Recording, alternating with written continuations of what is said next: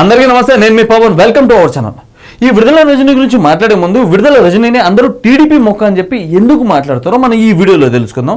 ఒక్కసారి ఈ మొక్క ఏదో మాట్లాడుతుంది, దాని తర్వాత మన పాయింట్కి వద్దాం.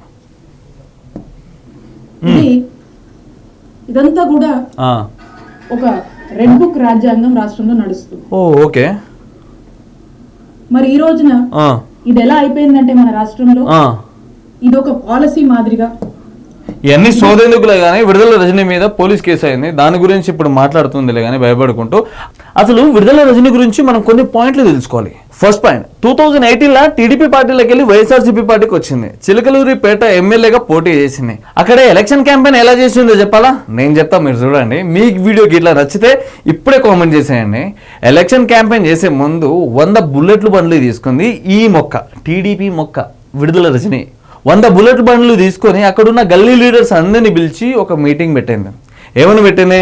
ఇప్పుడు నా గురించి మీరు ఏం చేస్తారో తెలియదు భయ్, నా గురించి ఏమైనా చెప్పండి, నన్ను మాత్రం గెలిపించాలా. నన్ను గిట్లా మీరు గెలిపించారు అనుకో, మీకు ఒక్కొక్క బండి ఇస్తా గిట్లా అని చెప్పి ఈ మొక్క మాట్లాడింది. అప్పుడు ఆ గల్లీ లీడర్స్ ఏం చేసిర్రు, ఇంకా ఈమె గురించి ఎట్లా పడితే అట్లా మాట్లాడారు.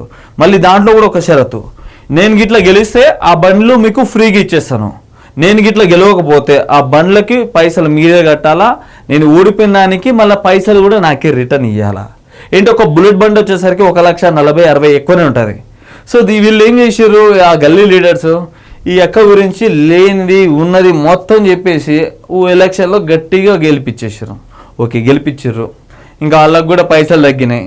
అసలు విడుదల రజనీ ఎలక్షన్ క్యాంపెయిన్ చేసే ముందు ప్రజలకు ఏం చెప్పాలా, నేను గెలిస్తే అది చేస్తా ఇది చేస్తా గిట్లా అని చెప్పి మాట్లాడాలి. కానీ ఎట్లాంటి మాటలు మాట్లాడాల.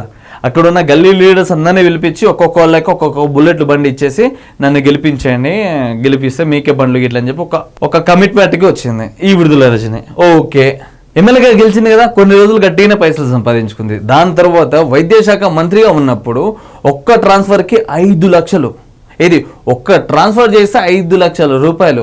ఇది ఇప్పుడు నేను ఇక్కడ ఒక ఊర్లో ఉన్నా, నేను ఇంకో ఊరికి పోవాలా, నన్ను అక్కడికి ట్రాన్స్ఫర్ చేయండి గిట్ల అని చెప్పి అడిగితే ఈ రజనీ, ఈ టీడీపీ మొక్క ఒక్క ట్రాన్స్ఫర్కి 5 లక్షలు పే చేసిండట, ఒక్క ట్రాన్స్ఫర్కి. దాని తర్వాత ఒక్క పోస్టింగ్కి 10 లక్షలు. వారికి నాలో జున్నా లేకున్నా నువ్వు 10 లక్షలు ఇచ్చినావు అనుకో, నీకు పోస్టింగ్ ఉంటుంది. అది ఏ జాబ్ అయినా సరే. లేకుంటే ఇంకా దాని తర్వాత నేనేం చేయను. వారికి అసలు టాలెంట్ ఉంది లేదు, ఏది లేదు. ఒక పోస్టింగ్కి 10 లక్షలు ఇచ్చేసి హాస్పిటల్లో, పోలీసులో వాళ్ళకి అసలు నాలెడ్జ్ లేకుండా యూట్యూబ్లో చూసుకుంటా ఏదో ఒకటి చేసుకుంటా చాలా మంది ప్రజల ప్రాణాలు తీసేసారు. దానికి రెస్పాన్సిబిలిటీ కూడా మన ఈ టీడీపీ మొక్కే, ఈ విడుదల రజనీనే. ఎందుకంటే పోస్టింగ్కి 10 లక్షలు ఏంటి భయ్యా?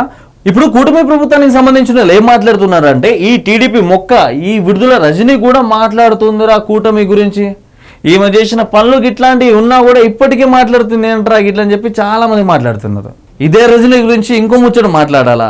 మల్లెల రాజేష్ అని 5 కోట్లు తీసుకుంది, ఎమ్మెల్యే సీట్ ఇప్పిస్తా గిట్లా అని చెప్పి. ఇది ఆయన కూడా వైఎస్ఆర్సీపీ పార్టీలోకి వెళ్ళి సంబంధించిన వ్యక్తే. 5 కోట్లు వైఎస్ఆర్సీపీ పార్టీలో ఉన్న వ్యక్తి దగ్గర ఈ విడుదల రజనీ పైసలు తీసుకుంది.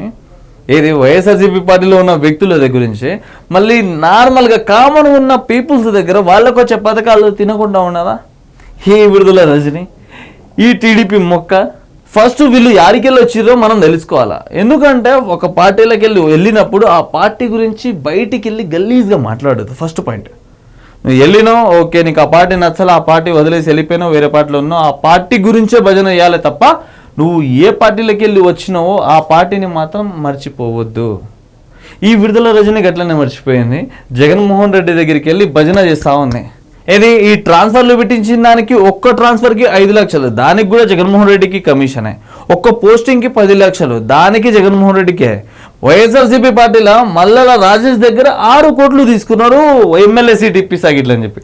దాంట్లో కూడా మన జగన్మోహన్ రెడ్డికే కమిషన్. ఇవన్నీ నడిపించేది ఆయన అయితే, చేసేదంతా వీళ్ళు. ఇప్పుడు వీళ్ళంతా పెద్ద పెద్ద మాటలు మాట్లాడతారు.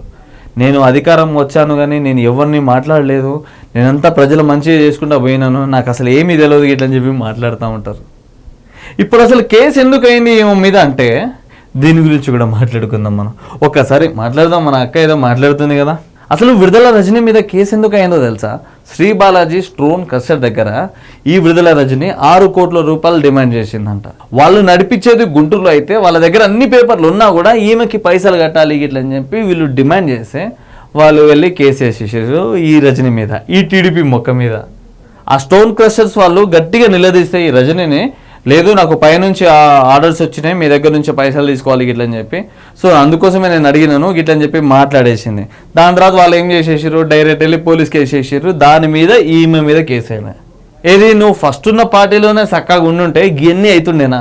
ఇప్పుడు నువ్వు కూడా వల్లభనేని వంశీ, పోసాని మురళీకృష్ణ వీళ్ళందరితో పాటు చిప్పకూడదంటావు త్వరలోనే. ఏది ఏమైనా సరే ఆ బుల్లెట్లు ఇచ్చిన ముచ్చట, ఈమె చేసిన పనుల కంటే ఏది జనాలకి, వైఎస్ఆర్సీపీ పార్టీలో ఉన్న వ్యక్తులకి మంచి చేయడంలో అయితే చాలా మంచి చేసింది. ఈ వీడియో గిట్లా మీకు ఎట్లా అనిపించిందో కిందికి వచ్చి కామెంట్ చేయండి. సబ్స్క్రైబ్ చేయడం మాత్రం అస్సలు మర్చిపోకండి.